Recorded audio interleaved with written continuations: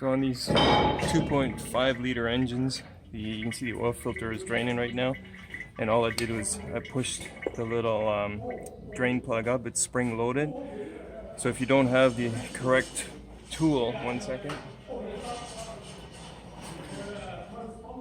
if you don't have the correct tool that threads into here and the middle of it, you can see there's a raised tube here, and all that does is it pushes up against this guy here. So it pushes it up in a nice even manner, and then the oil drains. So if you don't have that special tool, all you need to do is you push that thing up, because it's spring loaded, and then you tilt it off to the side a little bit.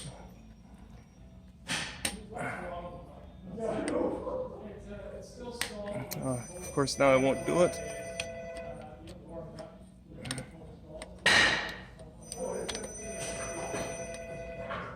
And then all you do is you just let it sit like this and let it drain.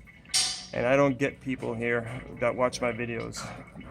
You know, I'm giving you both suggestions: the simple do-it-yourself way, which is this way, or the correct service manual way with this thing. For both suggestions, I get people complaining. You know, oh my God, that's wrong. You're gonna break something. Oh, you don't need this. Make up your mind, people.